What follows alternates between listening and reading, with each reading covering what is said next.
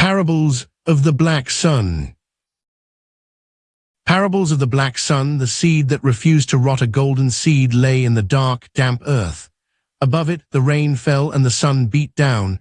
The earth whispered to the seed, "Break open your chest, let your insides spill out." The seed was terrified.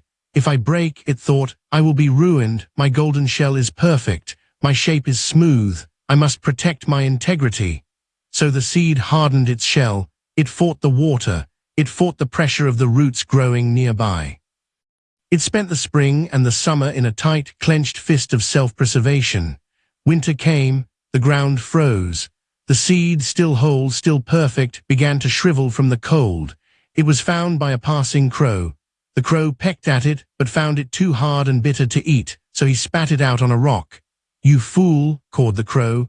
"You fought so hard to remain a seed that you forgot to become a tree. Now you are just a stone." Moral: to keep your life, you must lose it. The forest is born from the ruin of the seed. The shadow running from the sun. A shadow woke up on a flat desert plain at dawn.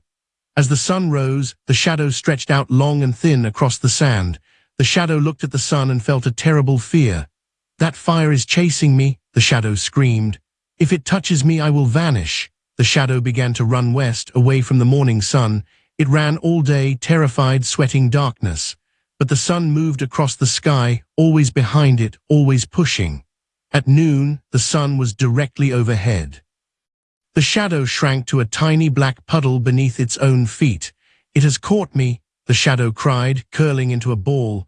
"I am being eaten." But as the afternoon wore on, the sun moved ahead. Now the shadow was chasing the sun. It grew longer and longer, stretching out towards the horizon. At twilight, the sun vanished below the earth. And in that moment of safety, the shadow disappeared completely into the night.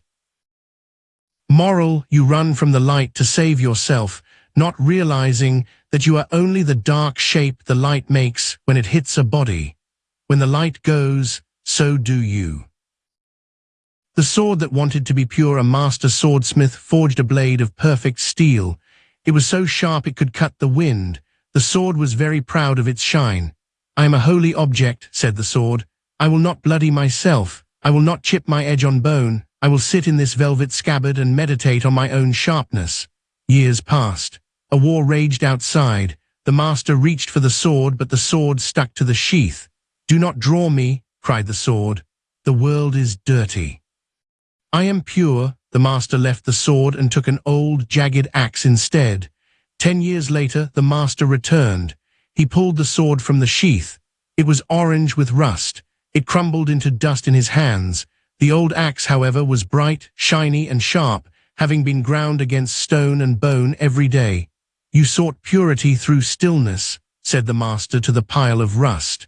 "But in this world, only the flowing blood keeps the iron clean." Moral: stagnation is rot. The only purity is the fire of action. The locksmith and the open door. A legendary locksmith spent 50 years building a key. He forged it from the metal of meteorites. He filed it with diamond dust. It was the skeleton key to the gates of heaven. He walked up the mountain to the great gate. He was exhausted, bleeding, and old. He held the key with trembling hands. "I have done the work," he gasped. "I have purified my mind. I have practiced the rituals. I have forged the key." He inserted the key into the lock.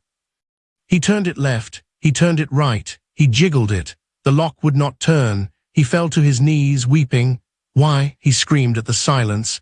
"It fits perfectly. Why won't it turn?" The gate swung open.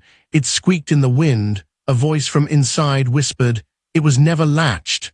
The locksmith looked at the key in his hand, the work of his life, and realized it was the only heavy thing preventing him from walking through. Moral: you are soaring through bars that are made of smoke. The effort to escape is the only prison. A demon who ate himself. A terrible demon roamed the universe, driven by an insatiable hunger. He ate villages, he ate kingdoms, he ate stars. "I am empty," he roared. "The more I eat, the emptier I feel. There is nothing other than me left to eat." He met Shiva sitting in a graveyard. "Eat me," said Shiva. The demon opened his mouth and swallowed Shiva whole, But Shiva was not a thing. Shiva was the void. Suddenly, the demon began to eat his own legs, then his own stomach, then his own chest. He ate and ate, consuming his own form with a ferocious joy he had never felt before. Finally, only the head remained, floating in space, grinning wildly. "Ah," said the head, "now I am full. I have eaten the eater." Moral: as long as there is a you to be fed, you will starve. When you consume the consumer, the hunger becomes bliss. VI